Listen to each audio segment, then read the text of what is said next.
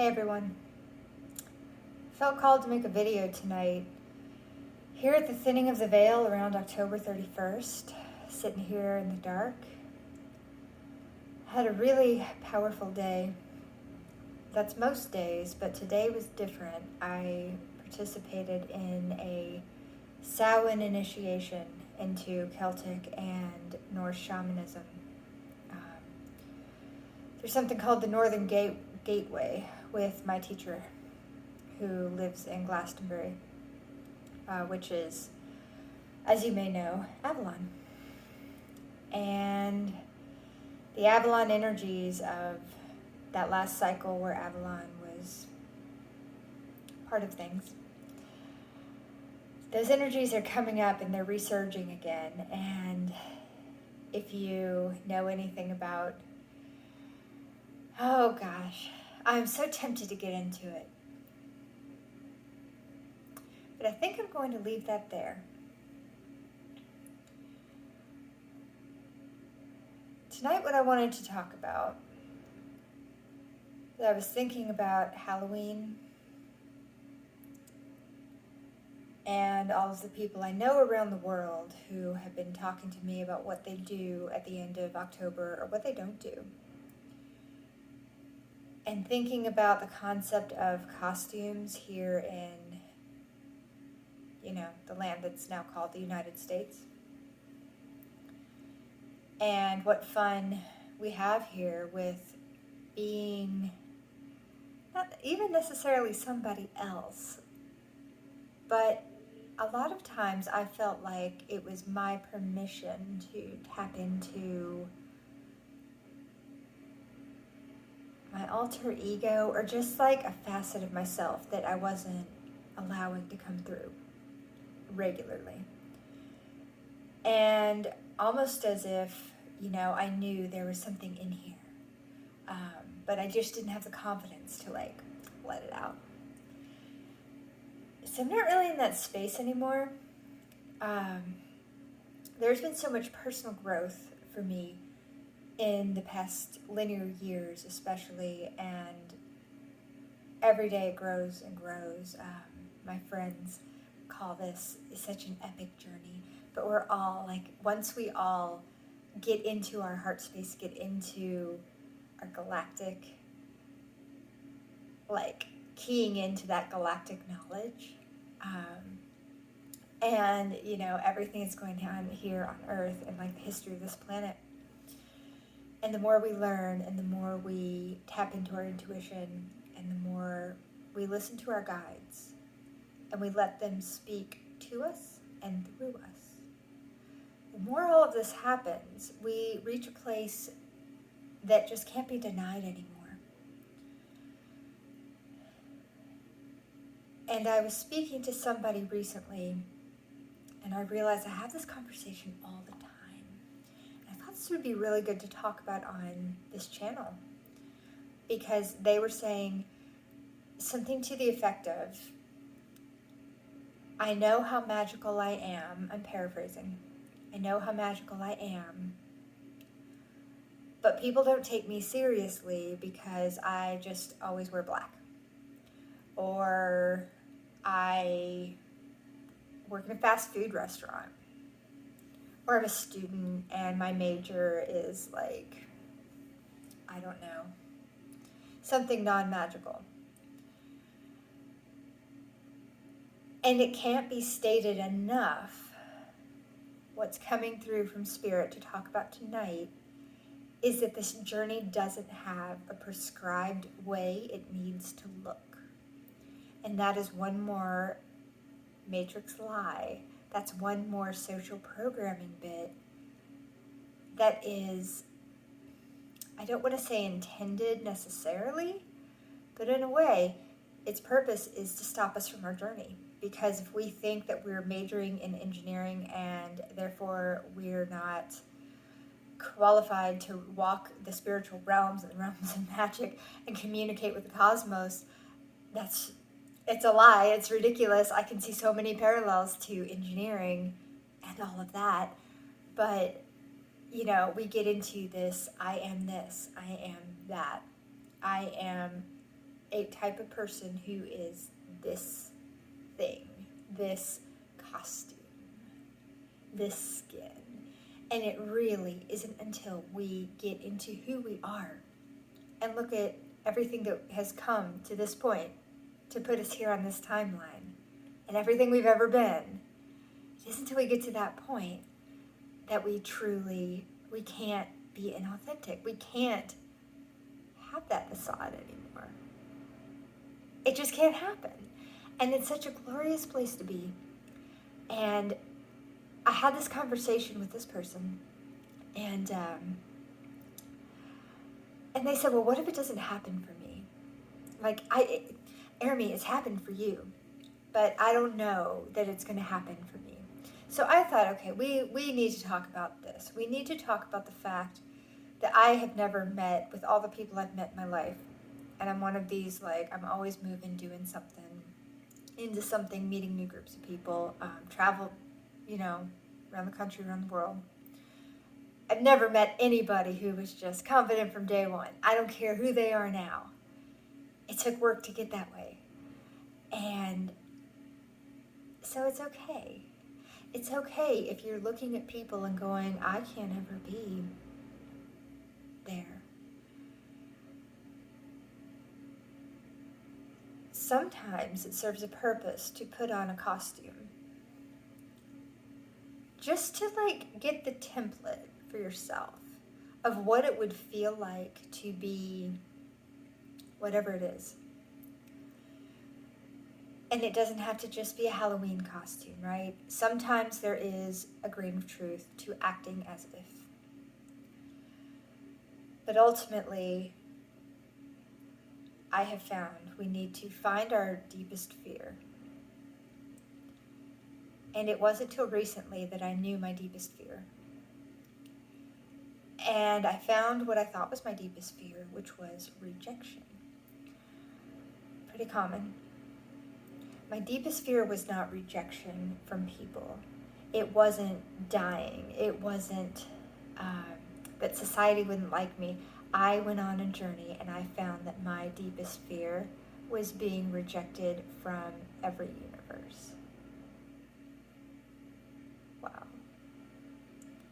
And then I was further told in that journey where in the cosmos I had picked this up. And that is still something that I am looking into. Our deepest fears aren't silly. They aren't things we just need to get over. They're guiding our life. They're forcing us places that we don't want to be, and they're stopping us from going where we want to go. It's not a waste of time to look at your deepest fear. And once you find your deepest fear, go further, because there's something deeper behind that. And that was a big shock. There's so many things I want to mention right now, because I'm so excited to make these videos, and I'm so excited to talk to you, and the more I make, the more I hope that people will weigh in and tell me in the comments, or tell me however you like, hey, this sparked an interest in me. And so I pursued it, and look what happened. I love hearing about people's journeys. I love hearing parallels. I love hearing, I can't believe, Ermi, you're talking about this thing, because it just came up for me.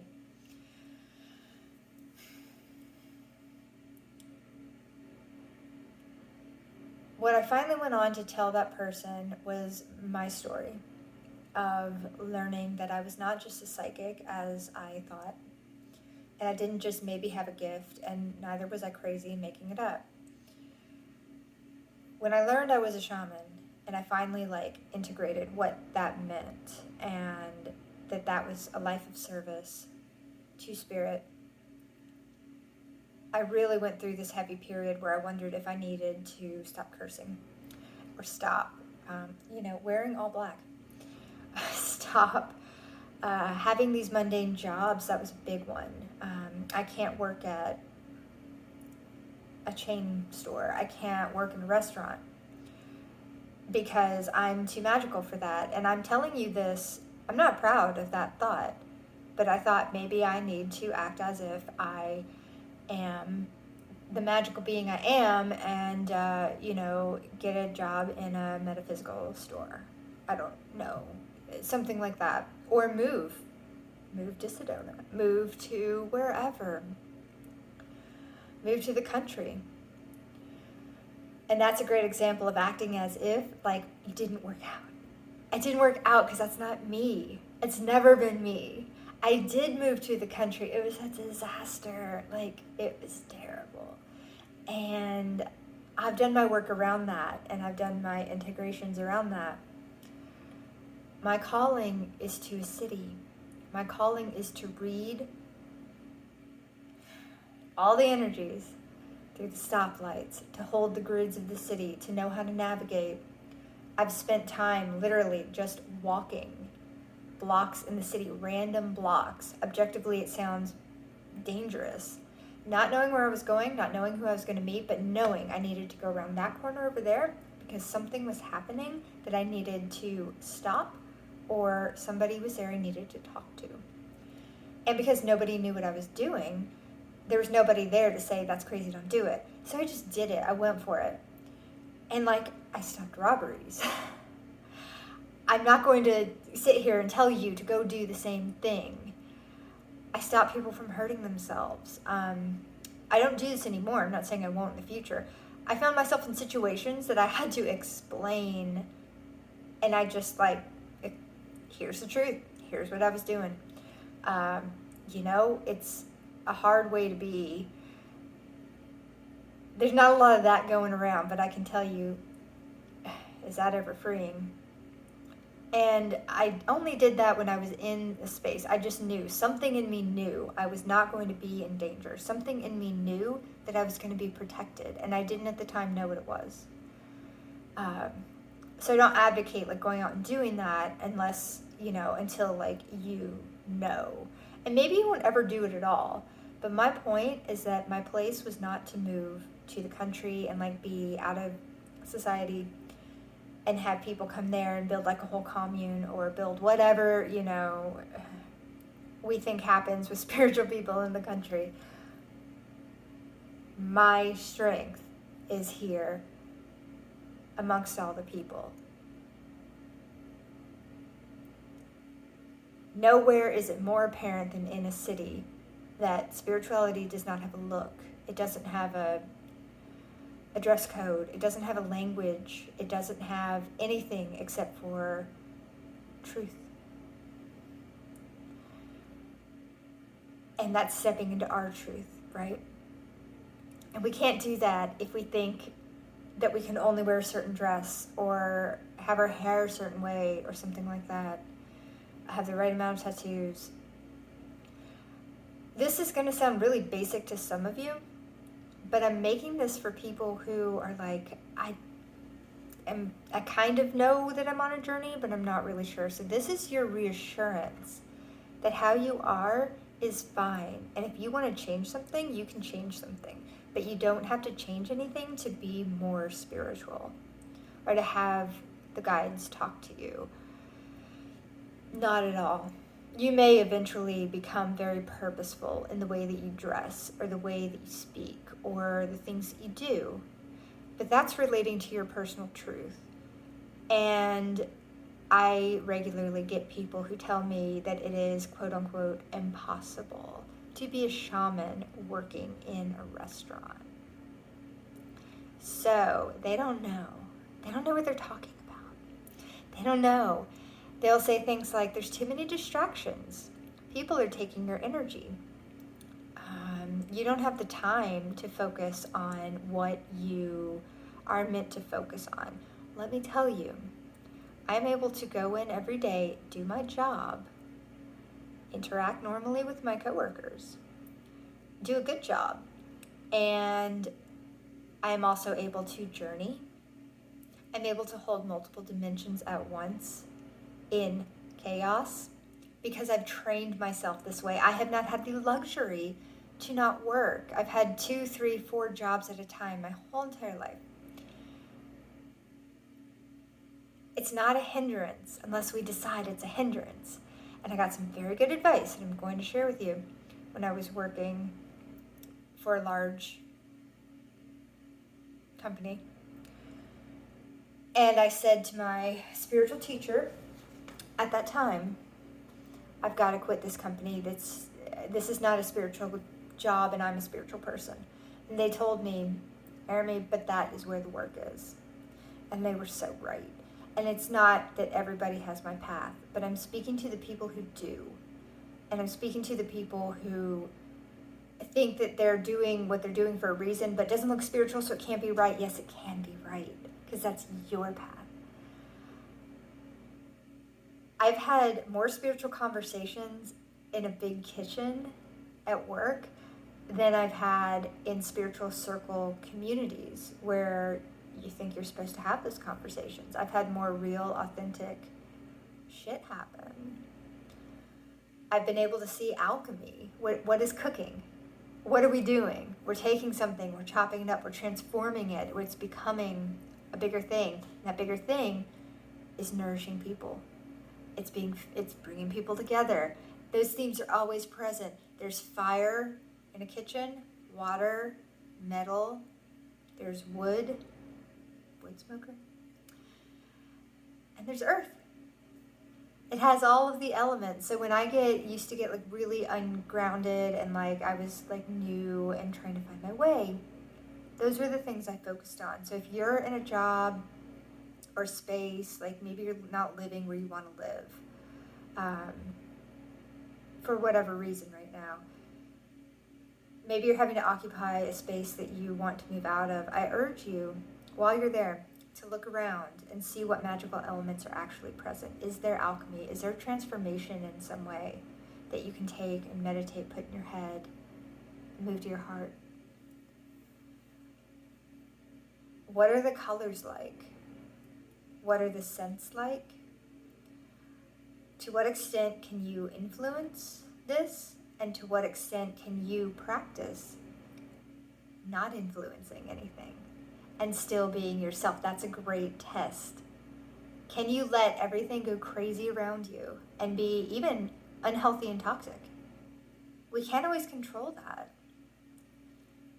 We can't always live. We don't have the money maybe to live where we want to live. Maybe we have roommates that are just not good for us. People around that we just don't want to work with. To what extent can we just allow that to happen and still be unto ourselves? This is a big one. If you're in an unsafe situation, you're just not there yet, don't put yourself through this test just for the sake of spirituality, okay? But if you can handle this and you're going, oh yeah, practice not controlling anything but yourself and see how it is. This really got me through some places, and now I find that it's very easy to act from the heart no matter what is going on. Some of these benefits pay off later.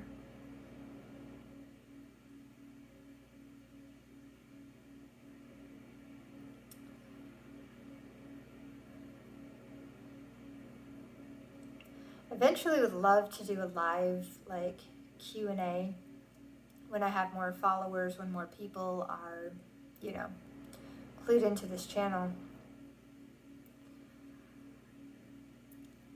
I want to leave you with kind of a blessing for this time of year.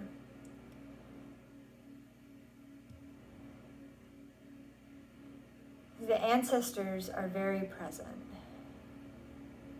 Today someone said, it's like the ancestors are lining up. And they are. And I had the fortune of diving so deep into ancestry work this year, and it like culminating at this time, but it's never over.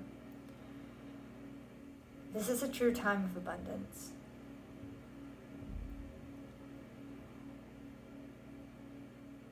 Even the ancestors you don't like are lining up to help you.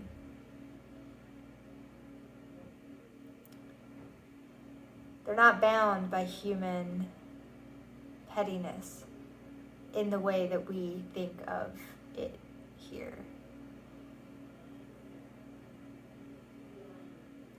I want to leave you with the knowledge that we all have healed ancestors. That's not just some lucky people. You have healed ancestors. You have ancestors, not that they were perfect, but you have ancestors that gave you the template for what healthy reactions, healthy behavior, healthy spirituality looks like and feels like. Ask those ancestors to come forward for you. Ask them to help you. Ask them who they are. If you're afraid, ask if they're going to hurt you. They'll answer you. If they say something you don't like, tell them to leave. It's as simple as that. You can get the help of a shaman. I help people all the time, but you have so much power to use. And if you do this, like you find that you need to get like, hey, out with some kind of entity, and you're like, oh, I'm not sure if I did it right, contact me. If you need to, if you need to feel better, but like, you don't have to be afraid. You don't have to be afraid.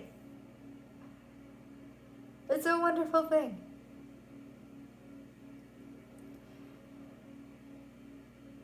Your blessing for this upcoming holiday and time and space is that the galaxy and Earth are one and the same. Everything is aligning and coming forth.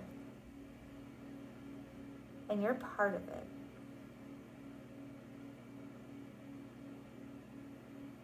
And you bring so much to the table.